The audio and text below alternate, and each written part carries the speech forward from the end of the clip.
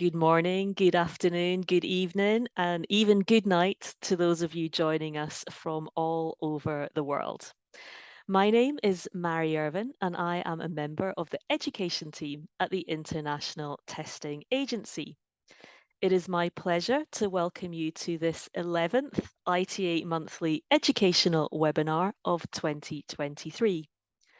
As we approach the end of the year, it's important that athletes and athlete support personnel understand what is new in anti-doping in 2024. So before we go any further, please allow me to do some housekeeping. So we do offer simultaneous translation in 4 languages: Arabic, French, Russian, and Spanish. Please do use the interpretation button on your Zoom menu to pick your preferred choice. Just a note that at the moment we are having some technical issues with the Spanish translation, but we do hope to get that fixed soon. And when I have an update on that, I will let you know using the chat function. Now, as for all of our sessions, it goes without saying that we encourage debate, interaction, and questions, but we do not support any kind of aggressive, abusive, or racist language. And we trust that you will join us in the spirit of fairness, respect, and integrity. Now, a couple of other housekeeping points. Please do use the chat function to tell us your name, where you are from, your role, and your sport.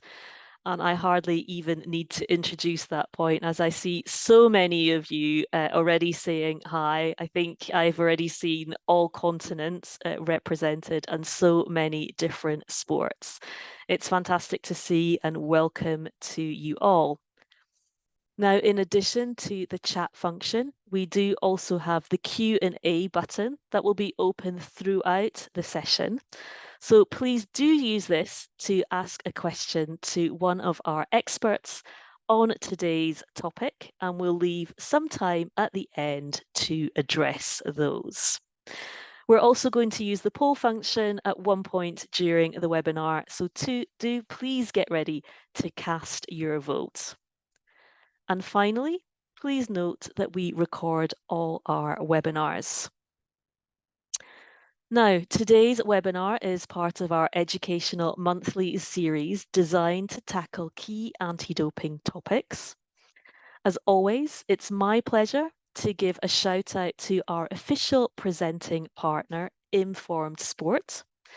Their investment allows us to deliver this webinar program free of charge in several languages. Now, Informed Sport is a global certification program for supplements that tests products for substances prohibited in sport. And as supplement contamination continues to be one of the leading causes of inadvertent doping, we encourage all athletes and athlete support personnel to check products before use, and you can do this at sport.wetestYoutrust.com. Also, the ITA is proud to be recognised by UNESCO as a leading international organisation for the delivery of anti-doping programmes. And this webinar is delivered with the support of the UNESCO International Convention Against Doping in Sport. So, on to today's topic, and an extremely important one, where we're going to look at what's new in anti-doping in 2024, focusing on the prohibited list, and with a reminder on therapeutic use exemptions, or TUEs for short, as you will hear us referring to them throughout the session. Now, we're going to look at these two topics from an athlete's point of view, and with the help of our two expert panelists, who I will introduce to you now. So Mark and David, may I please ask you to switch on your cameras, and I'd like to offer you both a very warm welcome. First, I would like to introduce Mark Stuart. Mark is my colleague, and he is the ITA Operations Development Senior Manager. But Rather importantly for today's subject, he is also a sports pharmacist. He has a wealth of experience in the area of drugs in sport and has led pharmacy operations at over 16 multi-sport international events. Mark, welcome to the webinar. Thanks for joining us today. Thank you, Mary. Next up, I'd like to introduce David Healy. Now, David is a senior medical manager within WADA's Science and Medical Department, and he joined WADA in 2018. Prior to this, he worked as a sports pharmacist at a number of international events, including the Rio 2016 Olympic Games. Welcome to you as well, David, and thank you for joining us from Canada, where it's still pretty early in the morning. It's a pleasure, Mary. Thank you very much, and hopefully we can get some good messages across today and people can learn a lot. Fabulous, thank you. Now, you are not going to hear very much of me during today's webinar, as until the Q&A at the end, I'm going to leave this firmly in charge of the experts. So David, we're going to hear more from you just a little bit later on, following Mark's update on the prohibited list. So Mark, please do stay on camera, as I'm going to hand straight over to you for these important updates. Thanks very much, Mark. Thank you very much for the introduction, Mary. As you said, today I'm going to give an overview of the list of prohibited substances and methods, and especially some of the new changes that will come into effect on the 1st of January next year. Now, the prohibited list is the international standard published by the World Anti-Doping Agency that defines which substances and methods are banned in sport. Now, as an athlete or athlete support personnel, it's very important that you know where to find it and are familiar with what's on it, so that you know how to check whether the medication you plan to take is prohibited or permitted in the sports that you compete in. Now, the list is a constantly evolving document and it's updated at least annually, so it's really important for you to check for any updates. WADA publishes the version for the upcoming year in October, which then comes into effect on the 1st of January.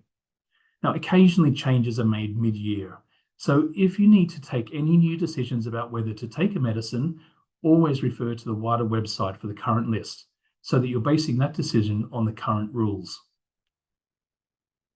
So how does a substance get onto the list? Now, a new substance or method can be added to the prohibited list if it is deemed to meet two of the following three criteria. So firstly, it has the potential to enhance sport performance. Now, for example, that the substance or the method can make the athlete run, swim, or compete faster, or for longer, or lift heavier weights, or feel less pain so they can push themselves a little harder. Secondly, that the substance or method represents a health risk to the athlete. Now, many of the drugs on the list fall into this category, based on some of the serious side effects that they can have, or their impact on health. Now, for example, anabolic steroids can have serious cardiac side effects, which can result in increased risk of heart attack. And some of the narcotic drugs, such as heroin or fentanyl, have serious risks of addiction. And marijuana use has known and widely documented health risks for users. Now, the last criteria is that the use of the substance or method violates the spirit of sport. Now, the spirit of sport really covers many concepts, but in essence, it's the values relating to ethics and fair play and honesty and respect for the rules and laws and for other teammates. And I always say that if something is being used with the intention to cheat, then it's probably going to be against the spirit of sport.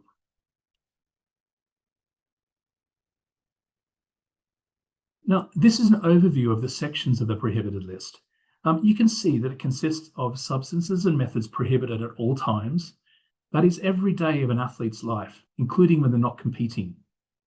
It also has a section with substances prohibited only during the in-competition period, which is from midnight before your event until the end of the doping control process. It also has a section that describes substances that are only prohibited in certain sports. Now, beta blockers are that particular category of drugs where sport-specific rules apply.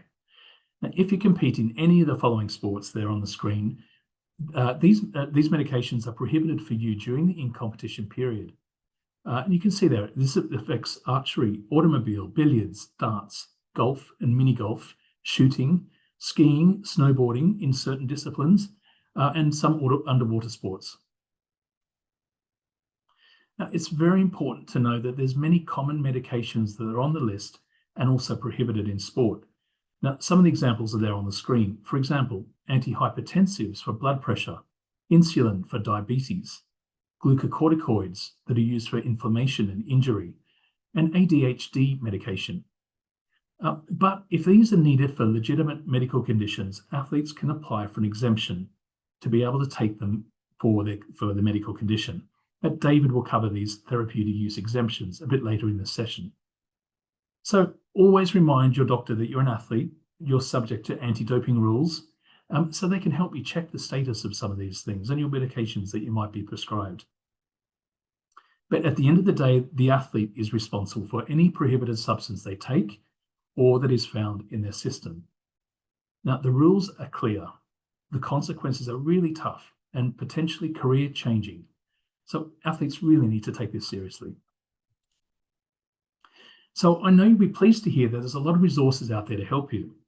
Now, a very good resource is globaldro.com. If you live in Canada, United Kingdom, USA, Switzerland, Japan, Australia, or New Zealand, you can search for the brand names of medicines in your countries. But an athlete from any country can look up the status of an ingredient or find links to other really good international websites with specific information on medicines available in your country. I would encourage all athletes to check out this resource if you haven't already. Secondly, ask your doctor or pharmacist. They're experts in medicines and can help you interpret the WADA list. And lastly, many national anti-doping agencies also have an athlete advice line with experts to help you with your questions about medicines in your own country. So now, on to the changes to the prohibited list that come into effect in a few weeks' time on the 1st of January. Now is a particularly important time to check what you are taking very closely.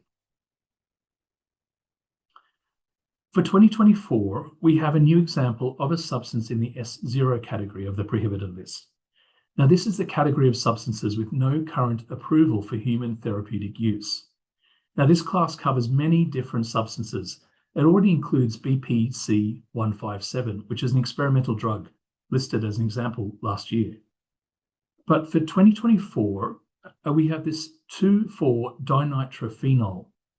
It's also known as DNP, and this will be prohibited at all times. This drug is extremely dangerous to health. There have been global warnings about its use, including from the FDA in the United States. Now, this can be found in some supplements, especially those targeted at weight loss. It can cause a significant increase in body temperature, and there's been several deaths linked to the substance.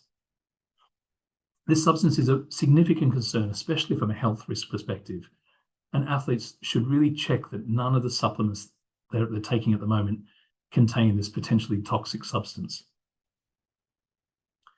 I get asked a lot about how do you know if something is prohibited under the S0 or non-approved substance category? And on the screen there, here's some good indicators that might guide you. So first of all, if the medicine is not approved for human medical use, if a drug is still being tested in humans in clinical trials, if it's been discontinued, if a drug is only sold for animal use or veterinary use, or if it might be considered a designer drug. And many drugs purchased illegally or on the street to be used recreationally might potentially contain these. So not all examples of S0 substances are listed on the list, but WADA has recently mentioned a few of them. Another two examples that will be listed in the S0 category are reldesemtiv and tirasemtiv. Now, these belong to a category of drugs called troponin activators. Now, these were being tested for the treatment of motor neuron disease, but they were never approved for human use.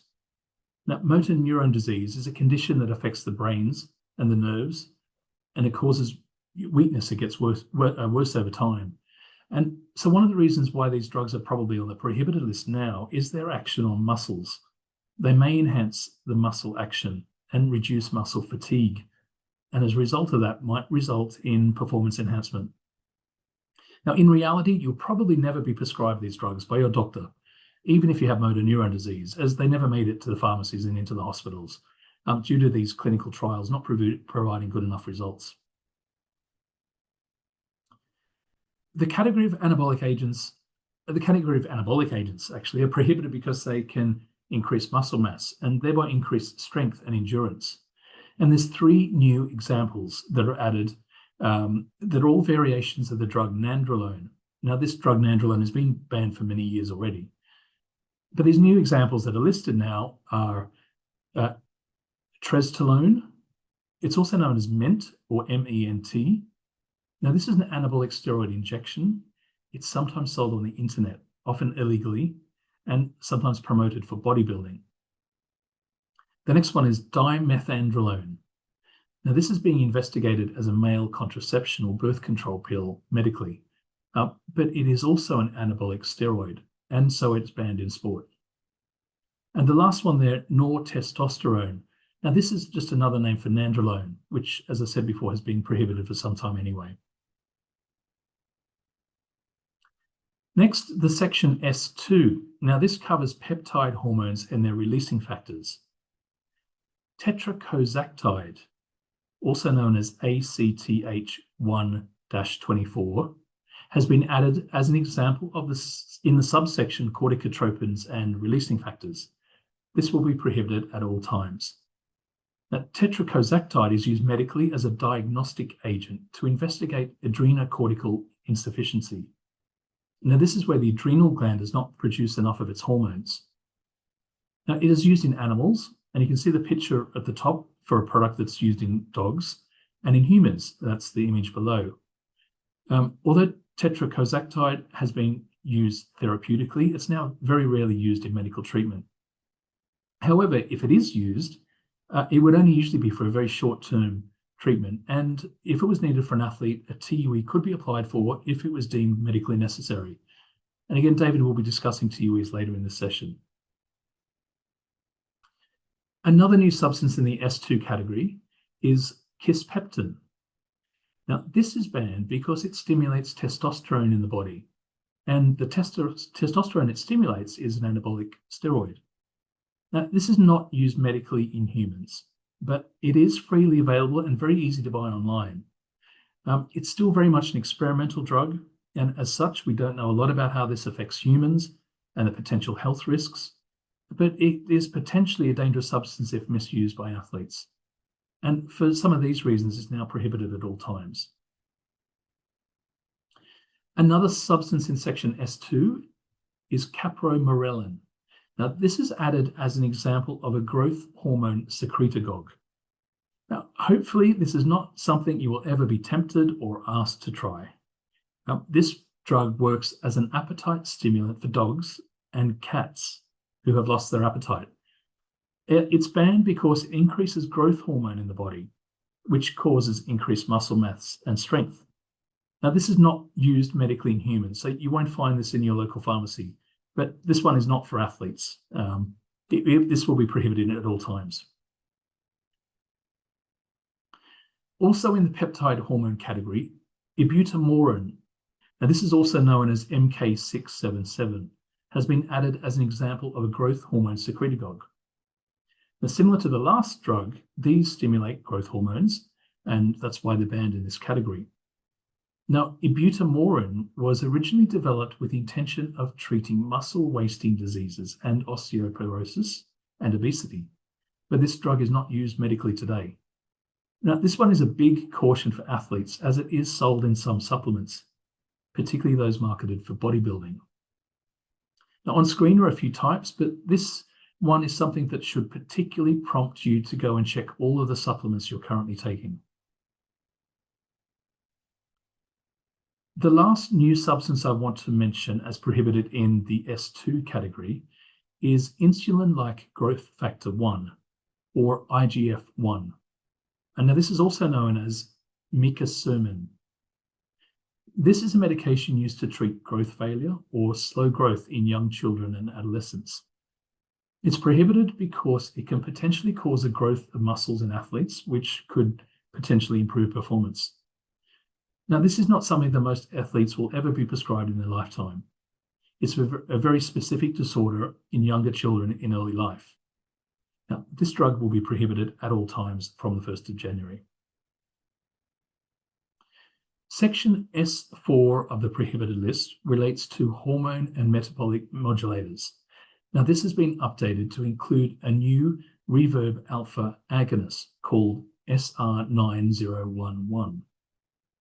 Now, reverb alpha agonists are involved in the regulation of metabolism, muscle, and cell growth, and this is why they're prohibited at all times.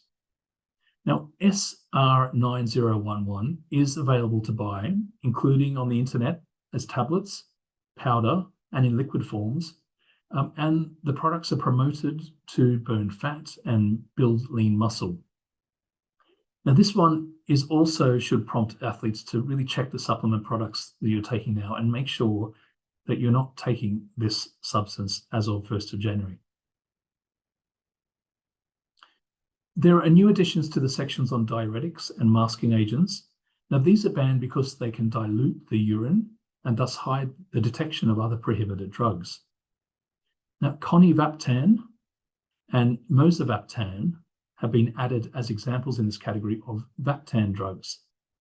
Now, these are used medically to regulate the body water volume in hospital patients usually. They act like a diuretic to promote water loss, which is why they're in this category and banned at all times. Now, these drugs are used for very sick patients in hospital. Hopefully, you will never need this drug, but if you do, a TUE would be required. Now, BMPEA, that's beta-methylphenylethylamine. This is a stimulant ingredient that's often sold as an ingredient in pre-workout and weight loss type dietary supplements. Now, there's numerous government warnings about the use of this supplement already, about this stimulant already. It's never been tested in humans, but it is sold to athletes. There are potentially serious risks to health and unknown side effects with this. There's been reports that they found this for sale in some health food stores. This is a real concern. For me, this is one of the most alarming drugs to be found in supplements. And again, this one requires all athletes to carefully check that they're taking. This is probably one that I'm the most worried about in terms of catching athletes out. Please take the time now to check you are not taking this before 1st of January. The prohibited list includes many prescription medications used for the treatment of strong pain. Now, tramadol is used for strong pain, and it will be added to the narcotic section of the prohibited list, and it will become prohibited on the 1st of January. We've known this has been coming for 2 years now. WADA has given us plenty of notice about this particular drug. So hopefully you and your team doctor are ready for this change from the 1st of January. Now, this is a common prescription medicine used for severe painful sports injuries. It's carried by many team doctors for the administration of pain in an emergency. It can also be addictive and lead to dependence if used over a long period of time. Now, tramadol can mask pain, and it's been known to have been particularly abused in sports, including cycling. Now, a recent study by the World Anti-Doping Agency has shown that this does have the potential to improve performance. And so for this reason, it will be banned from January. Now, this does not mean that this cannot be used medically for legitimate pain relief, but it just means that if you need this, you will have to apply for TUE. If it's needed in an emergency, then a retroactive TUE is needed. And again, David will talk a little bit more about this later. So you may have heard about the WADA monitoring program. This is where WADA looks at laboratory results to see how substances are being used by athletes. For 2024, dihydrocodeine and tapentadol are being monitored. Now, these are also drugs to use for the treatment of pain. Semaglutide is used for weight loss. This will also be monitored. Now, this does not mean they're prohibited now, so there's nothing to worry about right now at this point of time. And it doesn't necessarily mean that they will be prohibited in the future. But I just wanted to explain this so you understand the difference between when a drug is on the prohibited list versus on the monitoring program. There's been a clarification in the stimulant section, that's S6, to say that trimazolene is now permitted when used as a nasal spray or eye drops. It now appears in a list of exceptions on the list, along with some other permitted medications to dry up a runny nose. This is along with oxymetazoline and xylometazoline, which are permitted to be used as a nasal spray. So this is good news. It's good to know that there's some very good options for athletes for coughs and colds, but it just really does need some research to make sure that you choose one that is not prohibited. And there's a bit more guidance on the prohibited list now to enable you to do that. So there's also some very new good news for athletes and patients. Previously, plasma donation was prohibited in sport. Now, this is because it involved the reintroduction of blood components. But now, as of January, donation by athletes of plasma or plasma components by plasmapheresis is no longer prohibited when it's performed in a registered collection centre. Now, plasma donation involves the donor's blood being taken and put through a machine to separate the plasma. This plasma, it's rich in antibodies, and it's used to create medicines that save thousands of lives each year. Now, I should stress that this procedure can only be done in a registered collection centre, such as a hospital or a registered plasma donor centre. I just want to finish by saying that the prohibited list changes a lot each year. And as a reminder, these are a few of the things that were prohibited 11 months ago in January 2023. Now, if you haven't checked your medications and supplements for a while, it's really important that you do it now. Please also know the general risks of taking supplements. There are cases every year where supplements contain prohibited ingredients that are not listed on the label, possibly due to contamination or mislabeling. This catches so many athletes out. The ITA website and the WADA website has some very good information about the risks of supplements. To finish, these are my final recommendations. First of all, know what medicines and supplements you take. Check they're not prohibited, especially now, going into 2024 with the new prohibited list. You have a month to prepare. Ask your doctor, your pharmacist, your national anti-doping agency if you're not sure, or use some of the websites like Global Dro.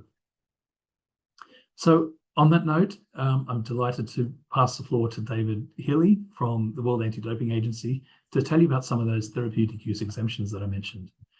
I think before we go to David, I'm going to hand back to Mary, but thank you everyone for your attention. Happy to take any questions in the chat. Yeah. Thanks so much, Mark, for breaking down all this complex information category by category. I'm glad it was you saying those names. I'm just going to say BMPEA and leave you to say the full version. But that in particular was a very important point that you made. And before I do hand over to David, I'd just like to say a big thank you publicly to our simultaneous translation team as well. For navigating this complex information. And if you hadn't spotted in the chat, we did have the Spanish translation up and running just a couple of minutes after the webinar started. So I hope you're listening in all languages well now. Okay, and I can see questions are coming through as well, particularly around different substances, Mark. I'm sure we'll have some TUE ones as well by the time David has finished. And on that note, let's move straight over to David for his presentation on TUEs. Thank you, David. Thank you very much, Marion. And thank you, Mark, as well, for that very informative, insightful presentation. Okay, so if we can move on to the next slide.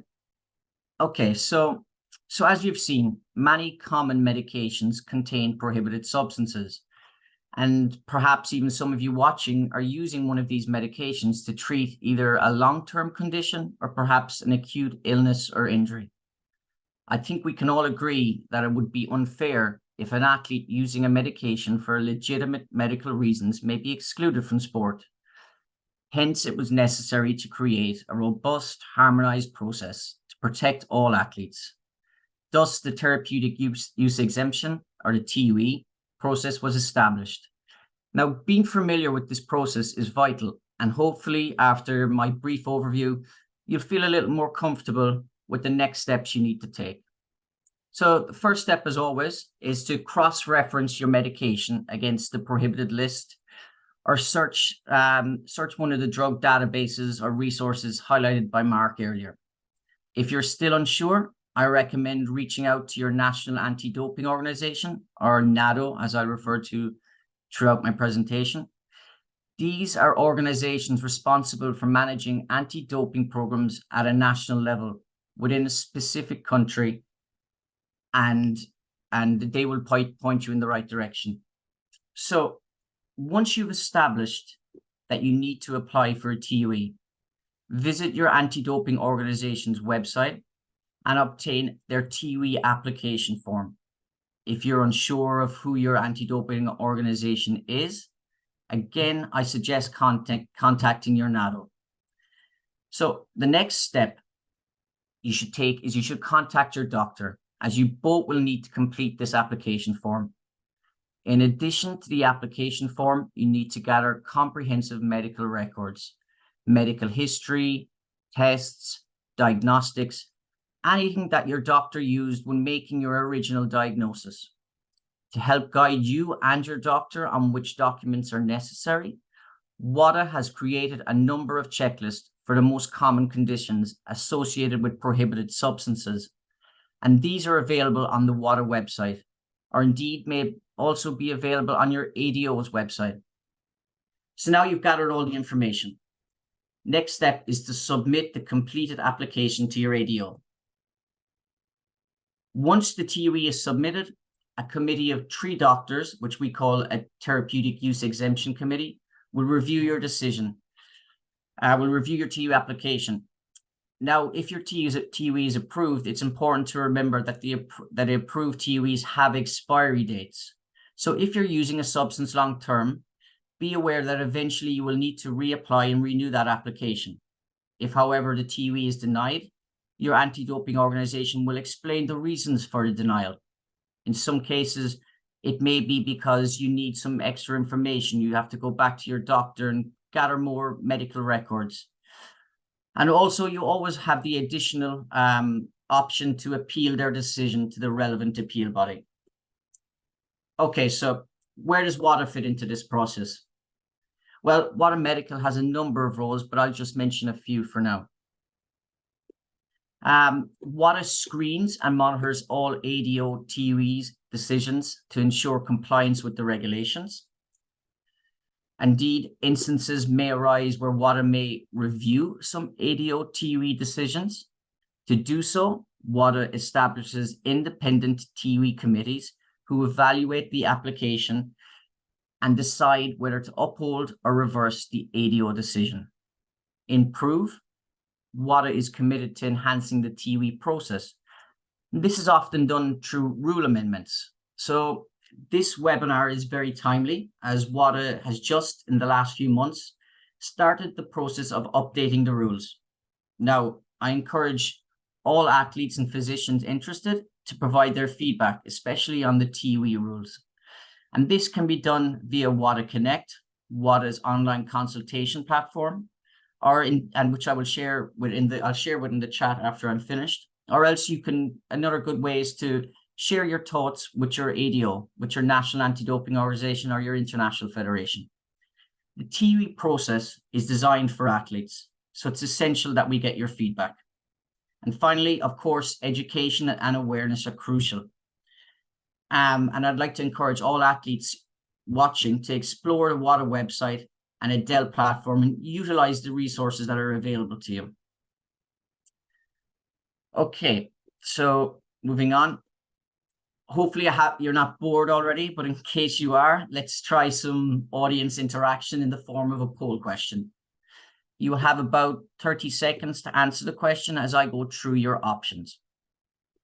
So what category of substance had the highest, which category of substance had the highest number of approved TUEs in 2022? Was it A, anabolic agents? These are substances like testosterone, often used to treat hypogonadism. Beta-2 agonist. These are substances like salbutamol, used to treat asthma. C, stimulants. Substances like Adderall, Ritalin, often used to treat ADHD. And finally, D, glucocorticoids. These are potent anti-inflammatory agents used to treat a variety of medical conditions and many musculoskeletal injuries. An example of one of these may be triamcinolone. So maybe some of you have had used some of these medications in the past. So as the answers are coming in, we'll give you another 10 seconds before we move on.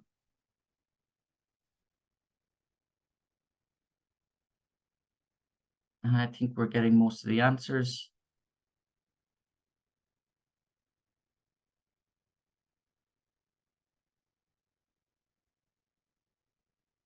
Okay, we can close the poll and share the results.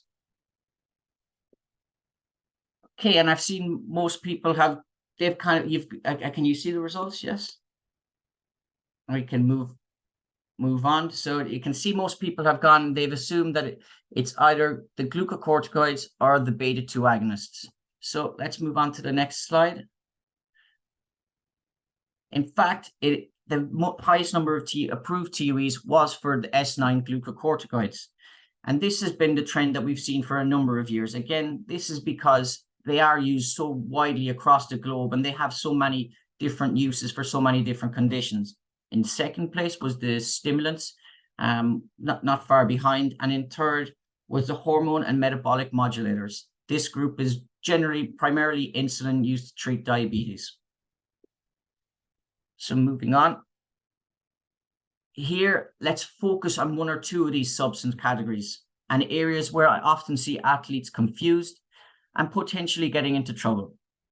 So for athletes using stimulants to treat ADHD, ensuring proper documentation is crucial.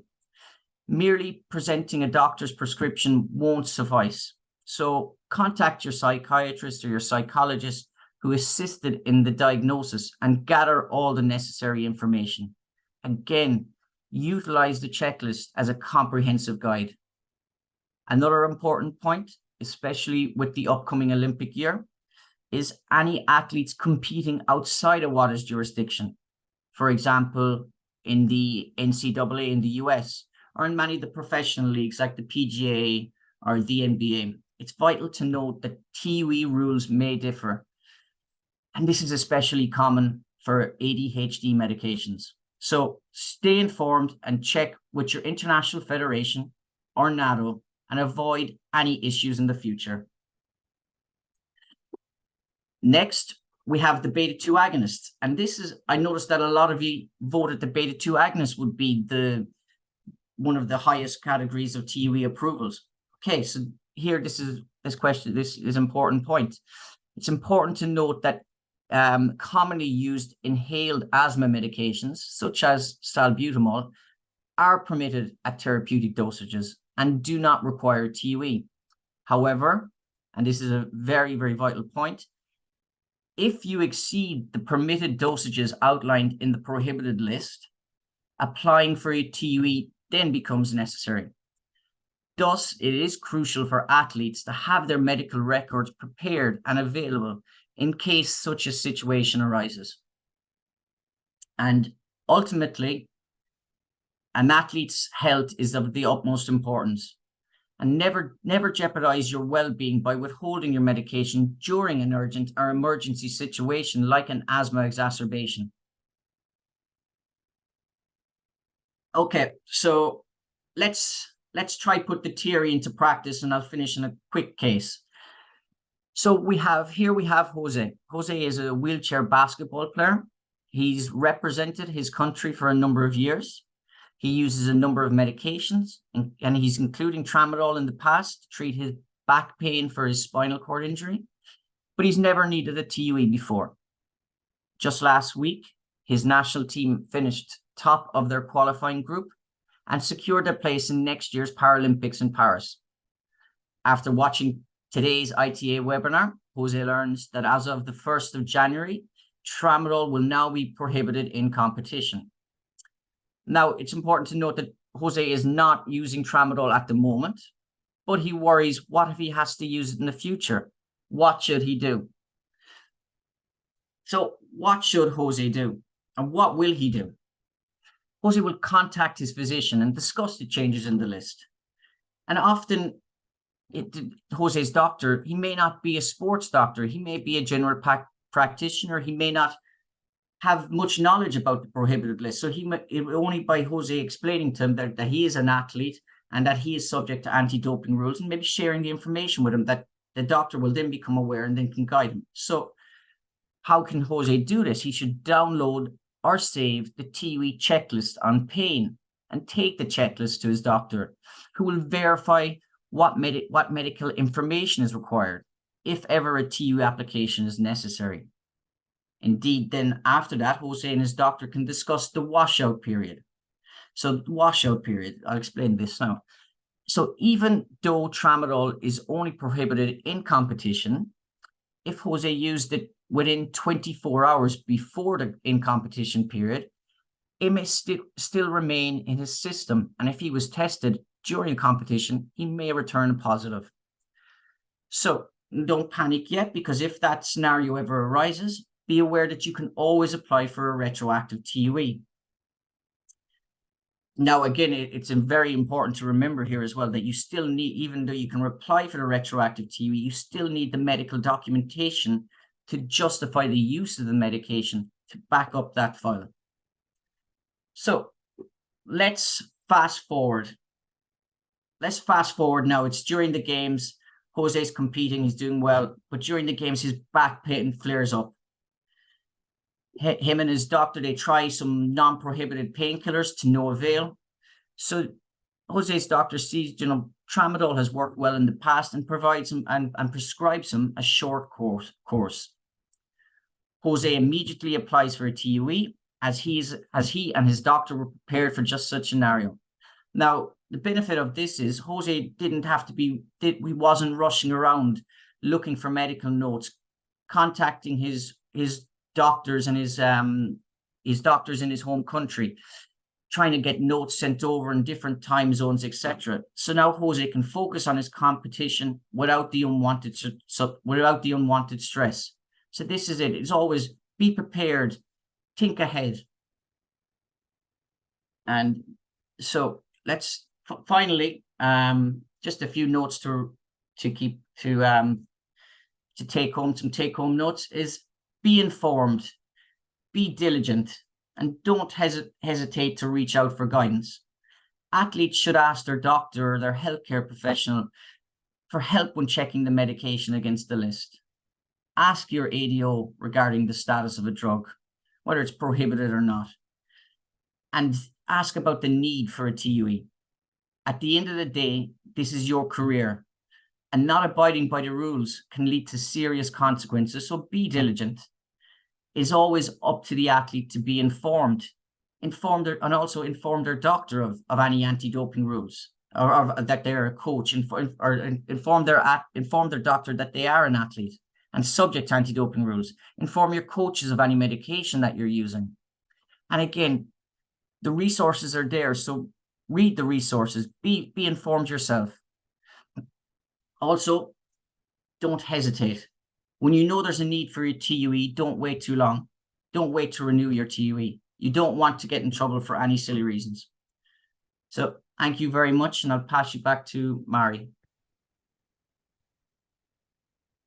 Thanks very much for that, David. Again, like Mark, for breaking this down into easily digestible bits and pieces, and particularly for the case study at the end. It's one thing having the knowledge, but it's also really important the way you've guided us into putting it into practice imagining the scenario with tramadol, which will be one of the main changes for 2024.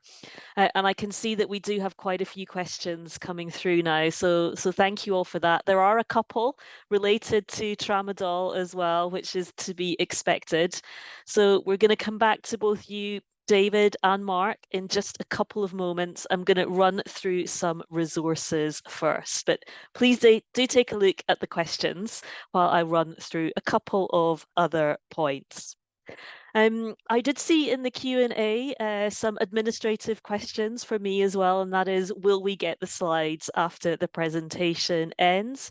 Yes, we will send you all of these slides as a PDF, and including the next couple of slides, which lists a whole heap of different resources that you can read through, listen, watch, and read at your leisure. We hope you will find these useful. Now, first up is quite a new tool that the ITA has produced. It's called an ITA TUE Assistant. Now, this tool is to assist athletes in understanding the requirements to apply for and to obtain a TUE.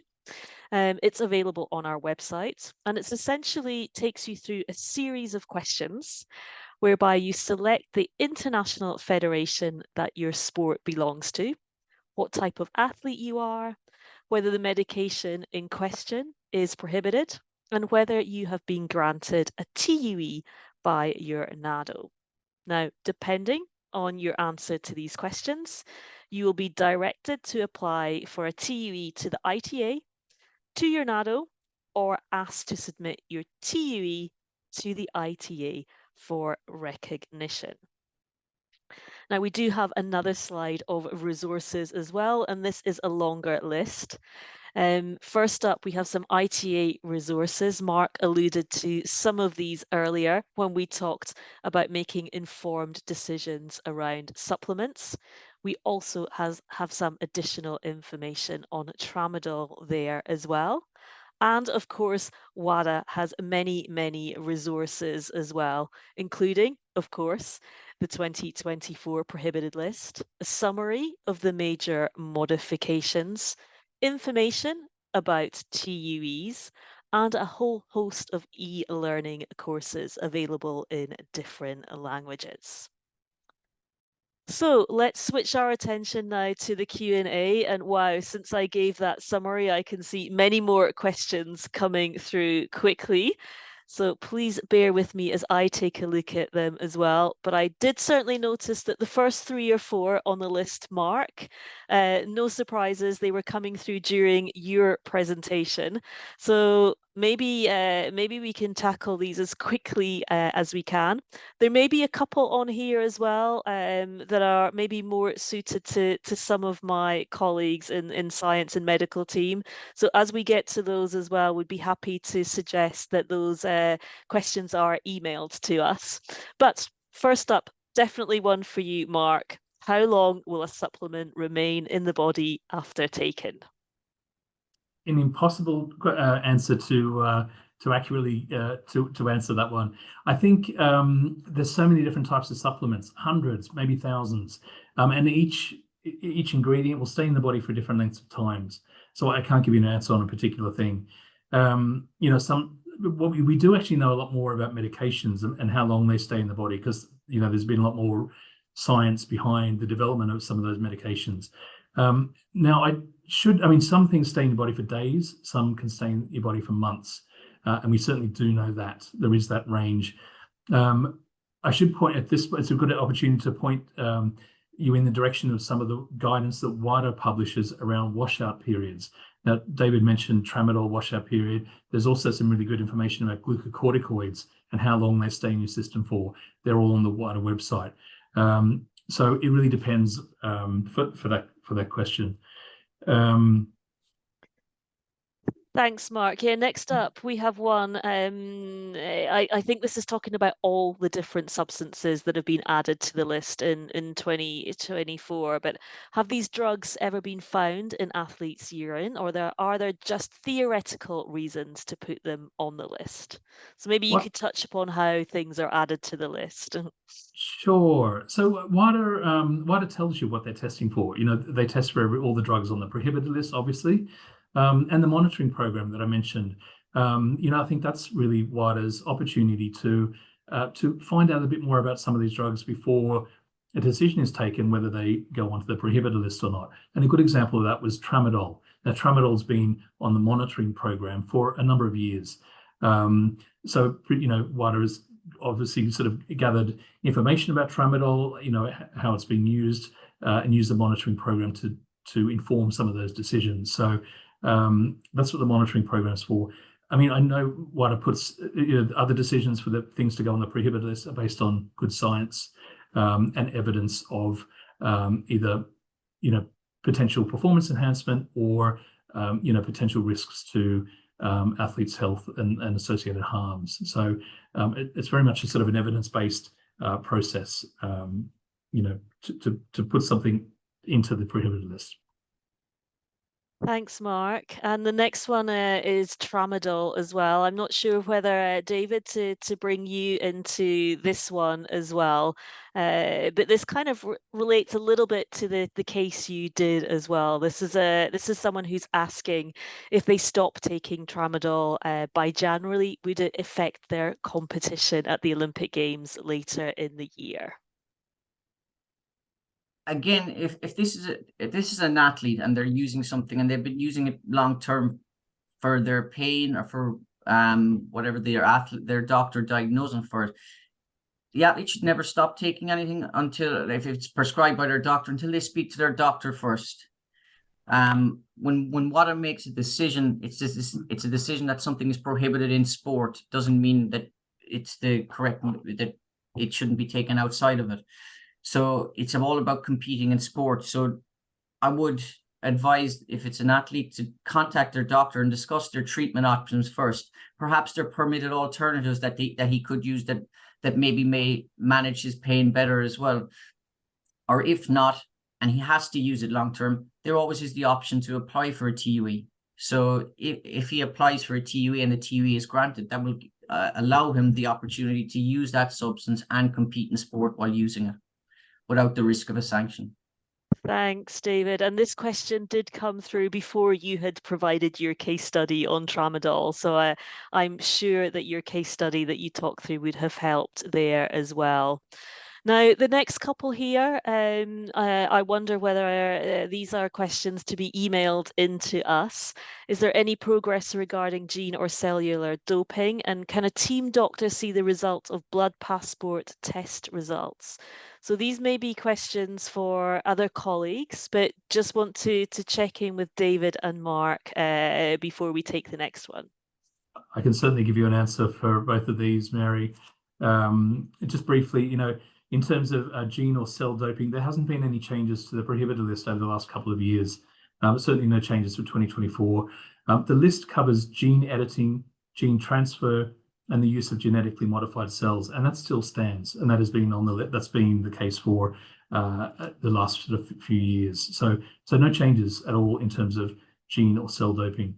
And your next question around the blood passport tests, can the team physician see the results? Due to confidentiality reasons, the team doctor cannot request to see those results. Only the athlete can request to see those results. So if you're an athlete and you want to see the results of your blood passport tests, you can actually put that application in, but you have to do it yourself, not your team doctor. Fabulous. Thanks, Mark. And thank you for being able to tackle such a wide variety of questions. The next one up is looking at tools that could be available to see whether medication is prohibited or not. So I think David and Mark, you could maybe both jump in here. So this question, this person knows that there are different tools out there, but was wondering if there was an actual app Now, this is also country dependent as well, so it might be useful to understand where this person is from. But global draw is something that we promote quite heavily, as it also lists quite a lot of other NADOs as well, and gives links to their websites directly. But David or Mark, any quick thoughts on any additional information there? I'm not aware of any apps, but as you say, Mary, if you go onto globaldraw.com, there is a page there where it lists all of the resources that are available in many different countries. So I think use that as a starting point. It's a good place to start looking, or contact your national anti-doping agency and see what they offer. They certainly might have apps. I don't know of any specifically though. David, I don't know if you. No, I think you hit it spot on there, Mark, as well. As often some countries might have their own databases as well, which may be easier sometimes for people to access in their own language. But always the first step is if you don't find it on Global Draw, contact your national anti-doping organization, because they will speak the same language as you, and they should be able to point. This is their business, so they will be able to help you and point you in the right direction. And again, just don't be afraid to reach out for these people. If you're, again, maybe I mentioned it, but a simple Google search of your country and anti-doping organization should bring up who is that authority in your country. Thank you, David. Next one is a question about a particular substance, and it's about WADA's take on methoxyfluorine. Have I said that correct? For pain management. David, I'm not sure if you can comment on that. Looks like Mark also has something Mark, I'll to leave add. you go first. Oh, I was just saying, so methoxyfluorine, it's an inhaled medication for the treatment of pain. It's a very good medication. It's not prohibited. So it's a good alternative often for, team doctors are using it on the field of play. If there's an emergency situation that requires strong pain relief, it's a very good medication to have, especially in that environment. And we're seeing it used more and more in the different, sporting competitions around the world. So it's not prohibited, which is good news for team physicians. Yeah, and then I can jump in and it kind of explain as well what it comes into. This is what is not the World Health Organization. We are dealing with what substances are prohibited in sport. We generally won't give medical advice. That is for your physician to determine what is the best medication for you. So it's always about having that. Your physician or your doctor will have a long medical history of you. He or she will have followed you for a number of years. So they will have the bigger picture than we will. So it's always better to consult with them about what is the best medication for you.